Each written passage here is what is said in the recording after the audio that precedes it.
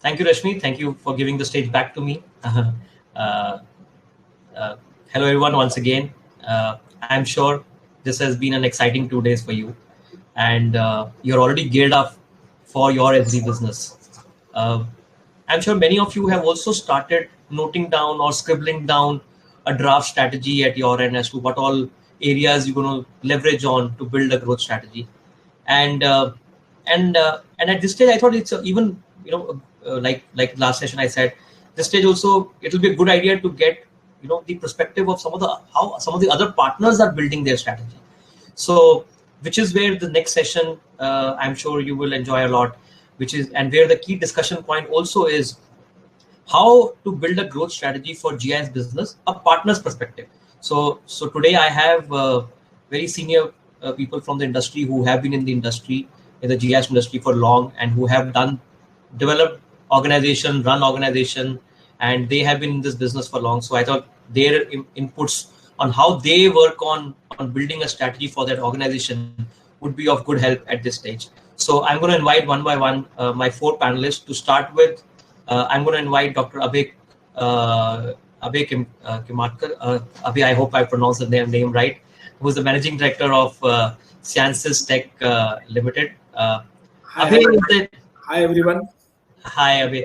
Just to share about Abhay. Abhay has been a very accomplished engineering professional. He holds a doctorate in management research with a rich experience in technical, commercial, operation, and corporate roles in IT sector.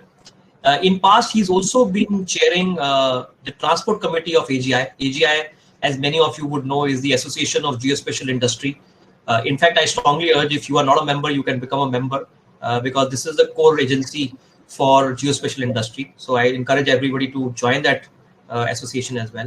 So he's chaired that committee, and this committee was primarily responsible for the advocacy and technology adoption with government and user community. So he's been a veteran there. Welcome, Abhay, once again. Thank you so much for having me. My next speaker is Paresh Patel.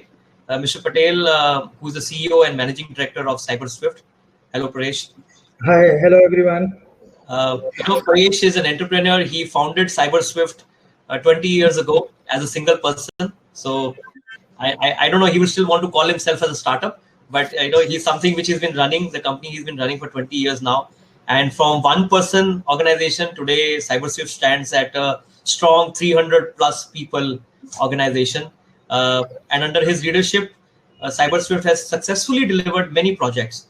I mean, I know of some of the projects, but many projects they have delivered, and they continue to work with their customers in helping them in the GIS adoption.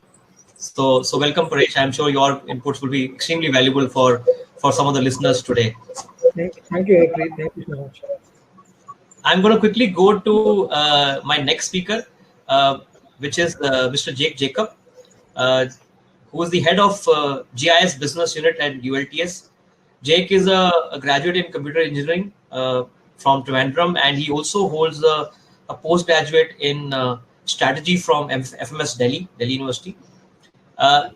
Most of you probably would not know, but he was a wing commander serving Indian Air Force for almost 24 years, right, Jake? 24 years before joining ULTS. Jake, I think you're on mute, so you can. Yes, okay. You're absolutely right. Yeah, we can hear you now. So he was serving Indian Air Force before joining ULTS, and last 4 years he's been heading the business unit. He has already supervised 30 plus projects for ULTS on GIS and another technology. And those who don't know, ULTS key focus is on urban planning and utility, and they are already an accredited agency in Kerala for GIS as a total solution provider. Right, Jake? Welcome, Jake. Thank you so much for having me on the show, Harpreet. Yeah. My last speaker, who's actually a startup, Mr. Bhaskar Pillai. He is a co-founder and director of Sartha. In fact, he's joining us from Australia, right, Bhaskar? Yeah, that's right. He is right now based in Australia, but he has set up of Sartha Labs in India and Australia. So he joins us from there, and he's also been part of our Esri India startup program. The journey he started a few years back. and they are already working as a very trusted advisor with many customers in both Australia, New Zealand market and in India. And I am extremely excited about this partner because they have built an application on Esri and SAP. They have created a new application integrating the capabilities of both, and this is already being deployed in some of the large organizations right here in India as well. So Bhaskar, welcome, and I think there are many startups out there who are listening to you today, so they will be very excited to see how you have transformed this company. Sure, Harpreet. Great to be on board. Great. So thank you to each one of you for taking time out. I'll get started. I have my list of questions with me, but I want to first invite I want to first put this question to Abhay. Abhay, you've been in this industry for quite some time now. You've seen it a lot, and you've seen GIS evolving a lot. My question to you is that how have you been able to keep up with this evolution? And how do you see this industry growing, and how you have been able to keep up with this evolution of the industry? Okay, so looks like Abhay has got dropped out, but while he comes back, I'm going to shoot this question to Paresh. Paresh, you are equally been there for quite some time, building this organization from 1% to 300%. So what is your view on this? Thanks, Harpreet. Thanks for the lovely introduction, and thanks for having us here. I think the industry in itself has grown from earlier a select few organizations were using GIS, but now I think GIS and its adaptability has become mainstream. So it is not limited to a few organizations, but now over a period of time, it is now being used more and more and being adaptable to organizations which were earlier not being used, were not using GIS. Secondly, I feel that it has also come out from a couple of technological people to, more mainstream. It has gone into day-to-day usage. So I think as an industry, it has evolved from a very technical stream to a more utility perspective, and which has opened doors for people like us and people who think about coming into the GIS field. Yeah, very interesting.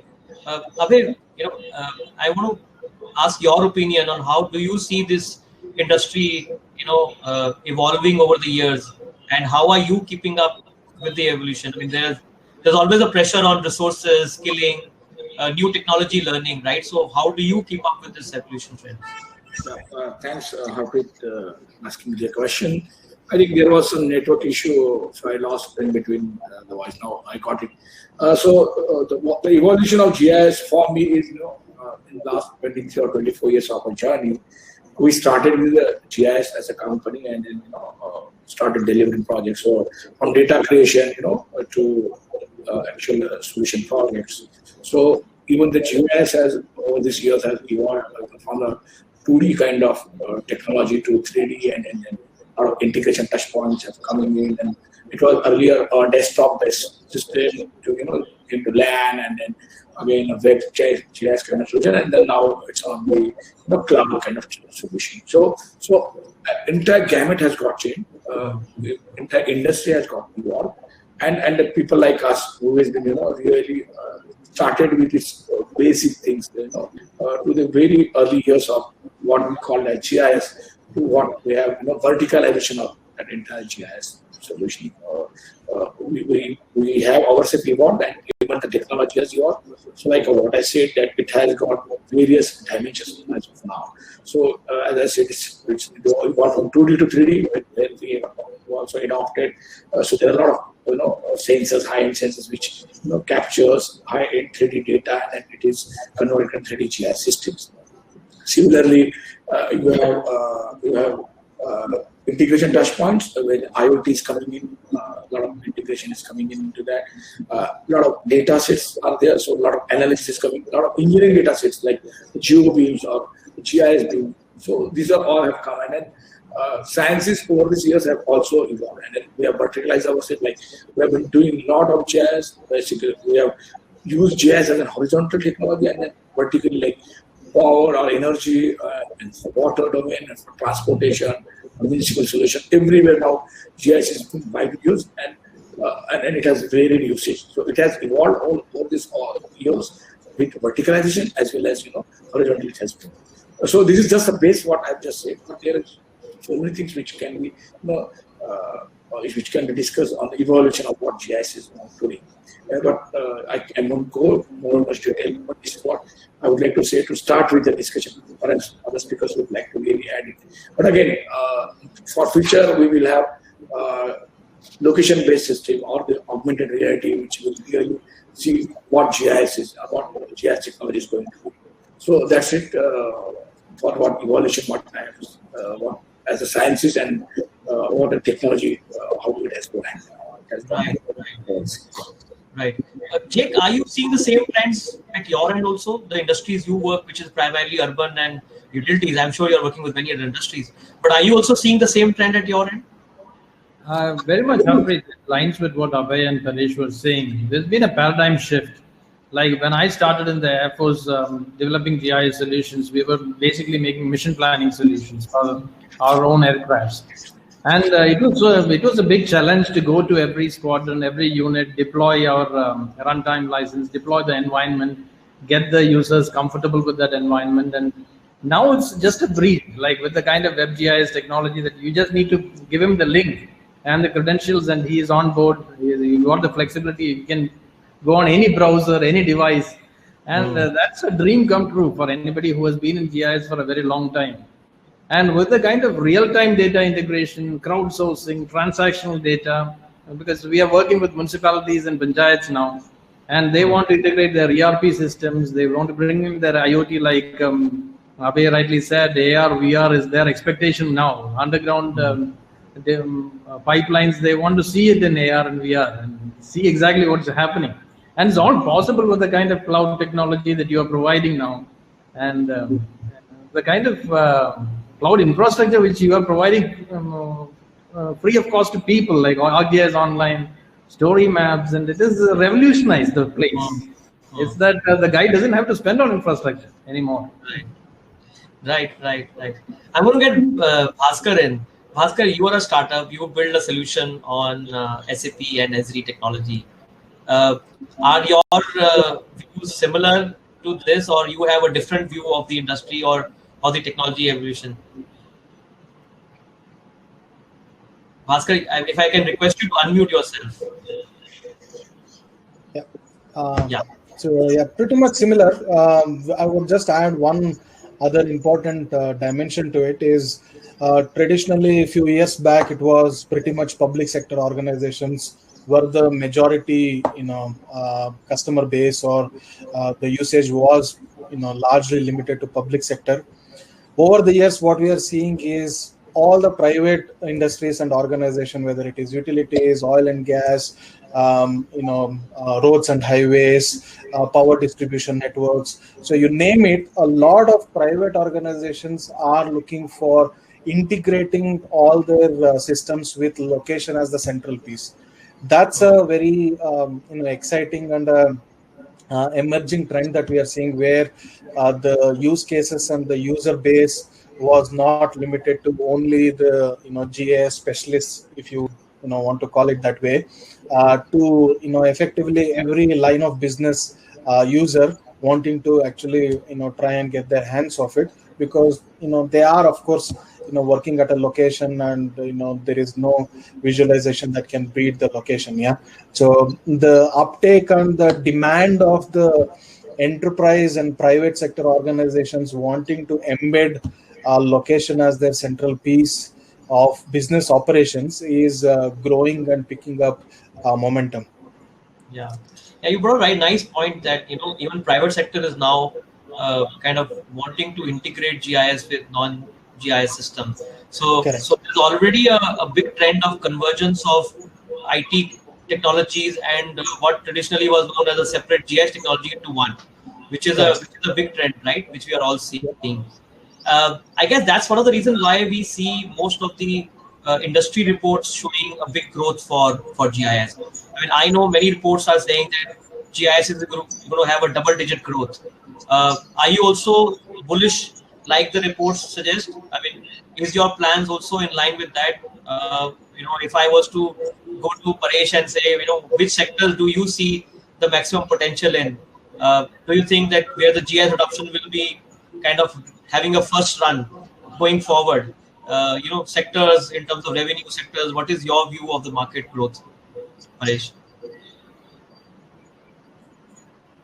Paresh, if I can request you to unmute yourself. Sorry, my apologies. Yeah. No Thanks, Harpreet. I feel that we are going to have significant growth going forward. As my other panelists mentioned that there are private sector people and other people also joining on board on the GIS bandwagon, and also with the kind of technology that is available nowadays and the adoption, easy adoption of the GIS technology that has happened without much significant capital inputs into the systems. So I feel as sectors, I feel what's going to grow is utilities, the urban development. We see a lot of small municipalities, as Jacob mentioned, panchayats, municipalities. They are wanting to come on board. The municipality integration, the utility integration is also happening at a much granular level. Even like new industries like the city gas distribution industry in India is taking up GIS very significantly. The government of India initiatives like the Nal Se Jal initiative from the central government, they will also have a significant amount of GIS that will be required to be implemented. So I feel that the growth is there, and it is going to be in near future. Yeah. Right. Abhay, you want to add some sectors to what Paresh mentioned? Do you see any additional sectors where the potential could be much? I will take up something differently, but I will just segmentize it in 2 seconds. So, what is traditionally being used in India, GIS as per se, was urban planning or municipal solutions, where GIS has or the technology which we are using is sometimes it's been a de facto. So GIS goes and it has penetration in municipal solutions. Secondly, in the traditional segment, again I'm saying utilities are the segment where GIS has been really deep penetrated and widely used. So these are the segment where I think perhaps 60% or 70% of the entire GIS which is in India we would see. Coming up sectors are, one is agriculture, second one is environmental or disaster with this COVID advent and the evolution of various dashboards and or the contract tracing or the huge GIS or everything on GIS. So health sector is the third one which is really coming up very fast. So and then you will have automobile where like the navigation systems, they are also coming up. And then we will have augmented reality or the engineering side where the GIS integration is happening. So lot of new projects or infrastructure projects are getting monitored on GIS platform. We've been implementing such kind of projects or some of the biggest projects in this country. So those are on GIS platform. So these are the upcoming what I'm saying, and then you can really go on adding a few more segments. But retail is again one of the new addition for GIS. Where a lot of new franchises are getting built up only on GIS analysis. So location technology, what Paresh has started or Jacob was trying to say. So that is going to be very key, and perhaps that will also lead a lot of growth into GIS. But as of now, with a CAGR of 14%, what I'm still up to 2023 or maybe up to by 2030, we will have a huge GIS market.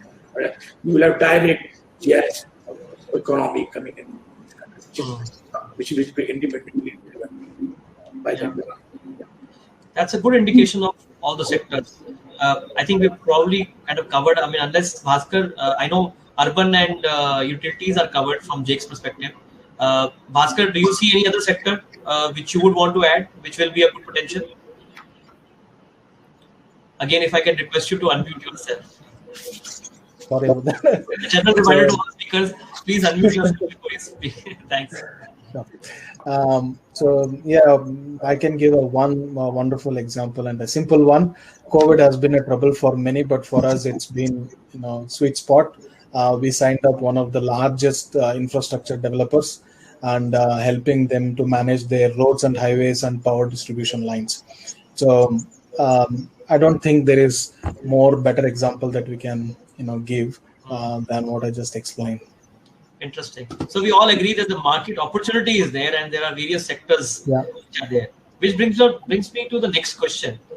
What are your individual plans of building strategy? Because this is something which will be a key takeaway for many other partners. That how are you looking at building a growth strategy in your organization? And in line with that, is there a clear vision which you have said? Are there short-term and long-term investments which you guys are making? And this is, I think, one perspective. I'll go one by one to each one of you. Would like to get this out so that our partners attending this conference can get a view. Maybe Jake, I'll start with you. What are your vision for GIS business, your investments on short term and long term? Yes, we are moving away from that map maker kind of label to solution provider, as we all agreed upon. And there very exciting possibilities are opening up. And when we go to a client now, we are not asking him what kind of GIS service he would require. We are asking him what is his pain and what is his vision to grow his establishment.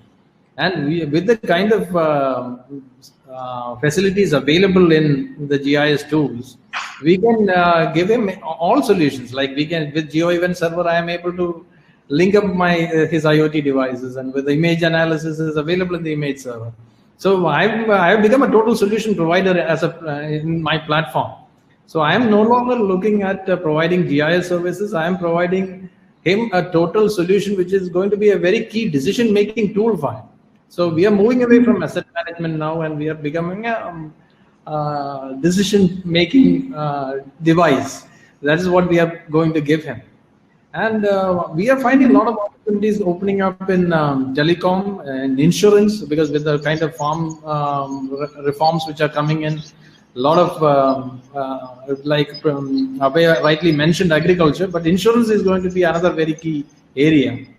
And we are also looking at education and skill building. The Kerala government is very keen on going the full hog and mapping all the kind of skills which we have in the state, and maybe use it when emergency response is required. And people would be ready to volunteer if you know where people are and get them connected. Now the problem we face is we don't have GIS ready data. So our first effort right now is to get GIS ready data in all these fields, which can be consumed, because you have already given a system of records, system of insights, system of engagement is all there. But then we need to get the data in the right shape, but we don't want to do it ourselves. We are trying to delegate that responsibility to, because that is a low value job, which can be done easily by training people. So we are training a lot of local population into it. That is our strategy going forward. And we would be doing only the kind of solution to, providing the right solution. That's the way we look forward to it. So if I heard you right, so basically what you're saying is, one, you are moving away from a pure GIS services provider to a solution and a decision solutions which are based on decision-making help for customers. So because you want to address the pain point, that's a clear vision for the organization. At the same time, you're saying today there is enough opportunity to further outsource some of the usual work around data that new companies can take on. And I think that will grow because of the new data policy, which we have also heard from government, which is early. So it's going to create a lot of new data providers as well. So that's your vision. Is there specific investments you're planning to make in short term and long term, in your business? Because the major investment we would require is in building better AI ML tools for feature extraction. Because we are using drones now to get very high resolution images. But if we can automate a lot of feature extraction and a lot of image interpretation, it would save a lot, so many man hours for me, and make my solution much, much faster. So that is going to be our major investment.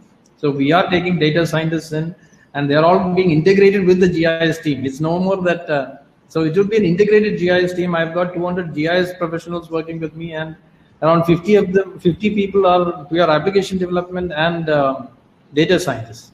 Data So science. they are going to play a very big role going So forward. data science is going to be a key investment for growth. Key investment, yes. Excellent, excellent. Aparesh, what about you? What are the vision for the organization investment areas for you? But this is something which I'm sure other partners will also love to hear.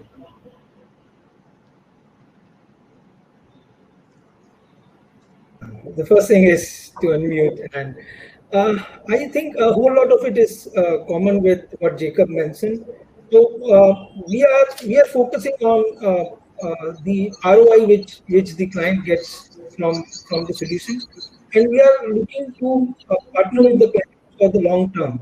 We are trying to build solutions which would be the backbone of the client solutions around which the other solutions can work around.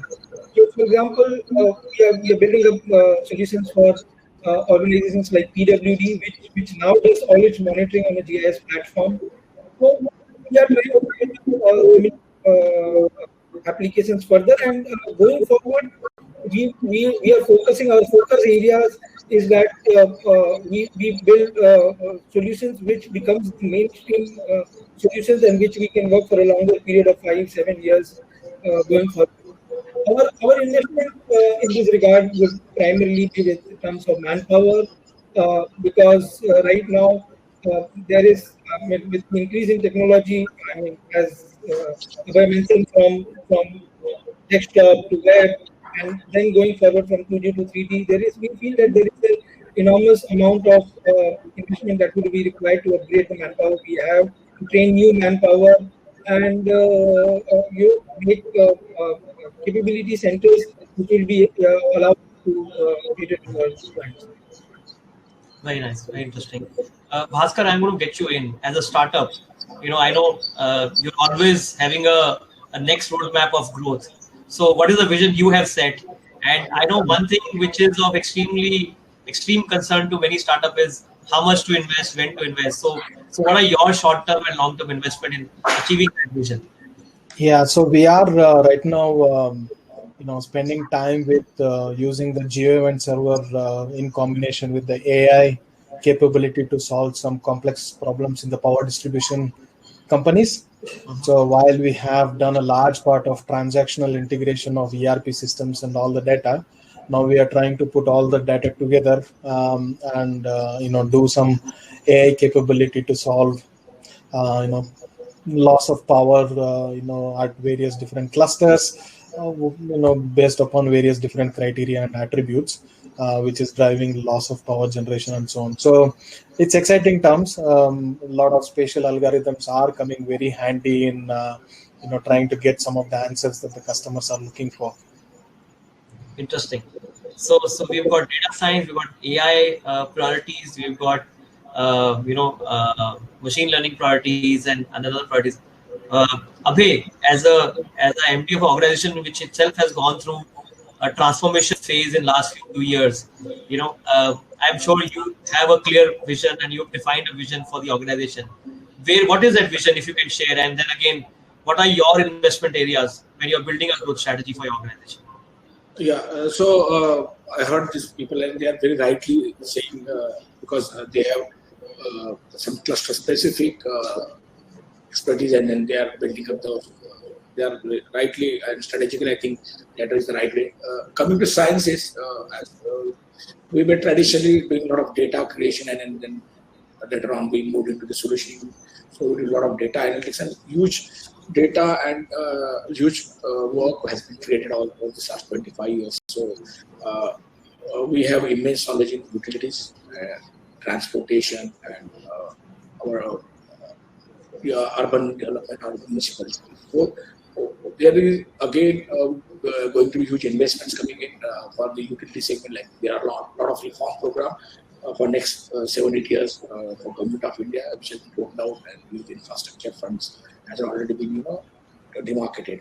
So utilities is a basic thing, like where the huge enhancements in technology adoption is required.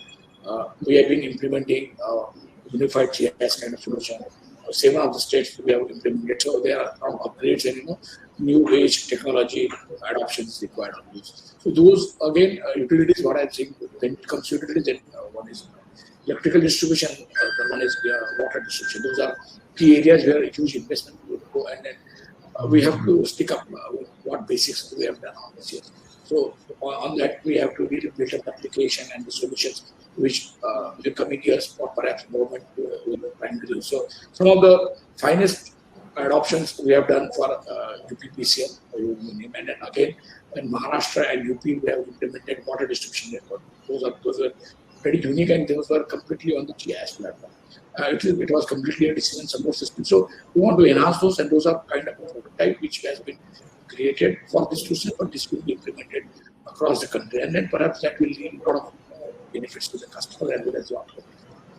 Secondly, coming into the transport segment, huge investment has been done by government of India, and then all those the infrastructure development which is happening needs to be really monitored, and right usage of funds and timeline has to be adhered to. So we have been implementing one of the first project which has been on GIS, which is 5D wind technology used for Nagpur Expressway or Nagpur Pune Expressway, where we are implementing GIS-based 5-dimensional wind technology. So wherein we are adding cost analysis, we are adding a time analysis, and everything is put together. So you will get a POQ, you will know the time analysis and what point in time which contractor is working and what would be what would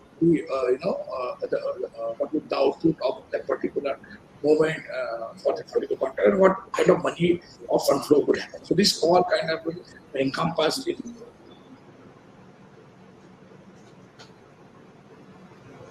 I think Abhay is experiencing some technical glitch, so we'll let him come online again. I think he is online, but probably a bandwidth issue. So you all heard, various panelists talking about the market opportunity, the sectors, right from automotive, insurance, government, urban, utilities. There are many sectors where most of the panelists are seeing good opportunity. In terms of building strategy and growth, there are areas of investment on advanced technologies like AI, machine learning, AR, VR, etc., which can be integrated with GIS today. And there are technology options of GIS integration with those emerging technologies, which can make, which can create a lot of innovative solutions for customer. Data science, for example, is an investment area for Jake, and similarly, IP creation is a key area for what Abhay also highlighted and Bhaskar also highlighted. Before I conclude, I want to ask one last question to all panelists, and we'll go one by one again. Because there are key takeaways for partners here today based on this conversation and earlier sessions which they have attended. What would be your top 3 advice? 3 things if you want to advise other partners to take care of while creating a growth strategy of GIS business at their end. What are the 3 things they should internally be very careful of? Like for example, invest in this area, don't invest in this area. Or make sure that you have this practice and don't waste your time on some other things. So what would be your 3 focus areas for partners when they are building a strategy for GIS? I'm going to start with Sarthak. Bhaskar. See, the one thing that we can clearly see, even from a customer point of view, is they're not interested in talking to one-trick ponies. As in, not only they are asking, okay, how can you solve my current problem, but they're also interested in understanding what's our roadmap in terms of what is that we are, planning in the future, in the medium term, long term, so that they want to be having the confidence that they're getting onto a platform or they are inducting a system or a solution into their enterprise ecosystem, which actually has a life of its own, and the innovation is not going to be stopping.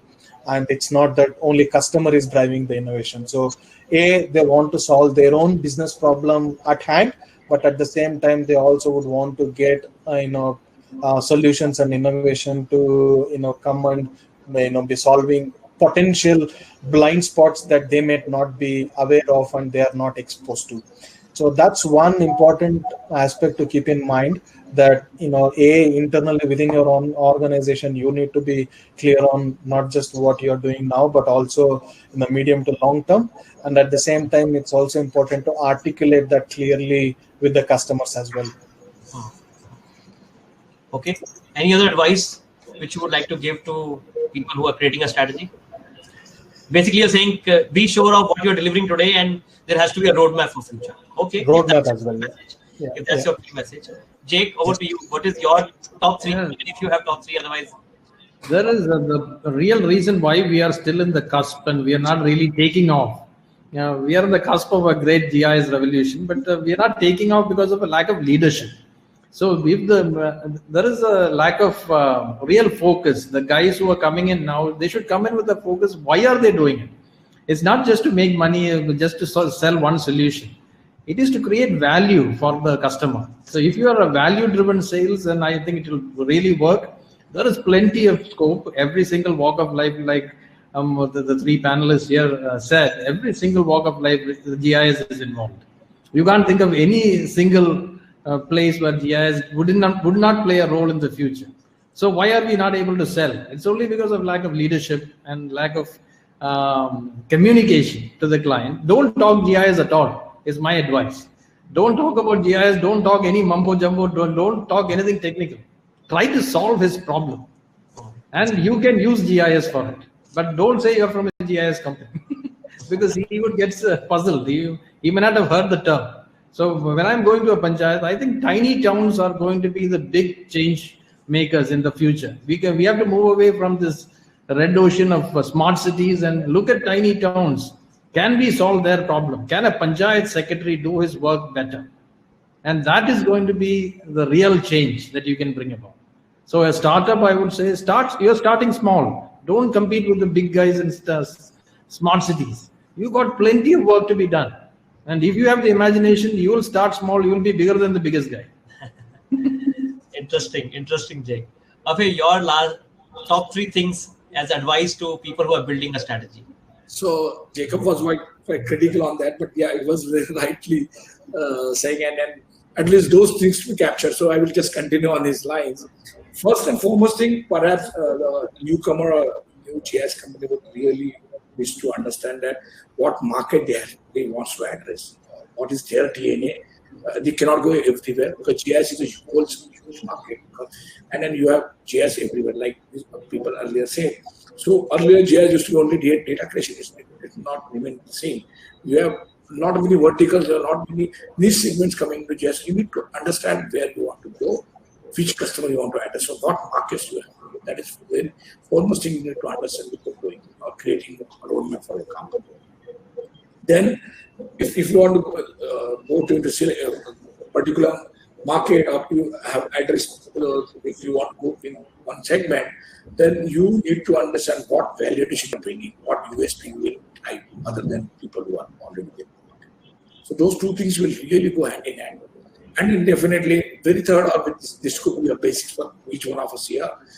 So create a prototypes and create a demonstratable solution before going to market.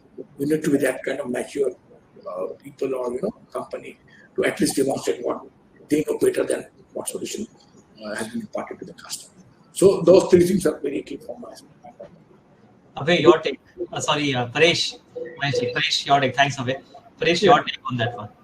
The other panelists have already mentioned what I was to say. So even at the cost of repetition, I would like to say, right, as Abhay rightly mentioned, GIS is extremely wide. So it's extremely wide. It is from space application center, forestry, utilities to urban development. A startup should get its focus correct. I mean, select a segment which he has to focus on, which is very, very important, which I feel it's important. Second is the technology is also very deep in terms of, you have data creation, you have UAVs, the satellite images, and it all goes way back to integration with SAP and things like that. So which segment you have to focus? That's the focus on the technology is more important, is as important as focusing on the segment. And third, as everybody else mentioned, I feel that focus on the customer's problem is more important because ultimately that's what's going to give us projects and get us more entrenched with our customers. So those are the 3 things from my end. Very interesting. So if I was to summarize some of the points, I was trying to make some notes parallelly. What we are saying is that once you are building your strategy as business partner, whether you are a new player or even for those who have been in the market, some of the key thing is to see where is the market opportunity. Define your market. That's number one point which came in. Know your segment. Know your segment in and out. Basically go and understand the customer challenges more than anything else. You have to understand the customer challenges, and these are very important parts of your building a strategy within your organization. Once you know your customer, then you should have a clear way of delivering value or solving his problems, and not just solve current problems like Bhaskar mentioned. Have a clear roadmap for future also, because that is something which is going to build trust of the organization or the customer with your organization, right? Because he's going to say not just you're solving my current problem, but you even have some roadmap for my future problems or future solutions which you're going to develop. So I can trust you more. So that is an important part of your business strategy. Now, whether it is through solutions or a capability of services or through an IP, that is something, a call which you will have to take as organization. Leadership is very important. Like one of the points came from the panel is that once you define your strategy, you have to solidly believe in it and go for the leadership. Don't just have a half-hearted approach. Have a full approach with a strong leadership attached to it, so that you're able to push that business model ahead. And of course, there were suggestions that while there are opportunities around us, you may want to carve out your own blue ocean. You may want to carve out your own territory, which is probably not explored till now, like Jake suggested. Go to smaller towns, go to smaller, segments of the market where the opportunity may be bigger, because that and the competition may not be there for you. So you may want to, as part of your strategy, also look at the blue ocean part of it, as in the white space part of it, or a field where you don't see much competition of, and therefore even the smallest of your value on GIS can be of big worth to the customers. So I think that's some great points from all of you. I think with all your experience, it will give a lot of insights to our partners today. And while they build their business strategies, some of these points will come very handy. So thank you, each one of you, for taking time out. I know it's a Friday evening and you must be already having plans to go out and maybe, or rather, given the pandemic times, not go out, but looking forward to spending some time with family. I know Paresh is laughing. He would have loved to go for a game of golf because he's a passionate golfer, but somehow I don't know whether are you playing golf, Paresh, nowadays? For the last 3-4 days, yes. 3-4 days, yes. Government has been very kind to open the courses. For those who don't know, Paresh is a very good player. In fact, I had a chance to have a game with him, and somehow I just couldn't catch up with him. He was just running away in his game for the golf. So waiting for you for you to come down to Calcutta for a round. We'll have another game, Paresh. We'll have another game. Thank you so much. So thank you, everyone. Thanks, panelists, for taking time out, and I'm sure it would have been valuable to all our partners here. Thank you so much, and thanks, Rashmi. Back to you for the next course of action, next session as part of this partner conference. Thank you so much. Thank you. Thank you. Thank you. Okay.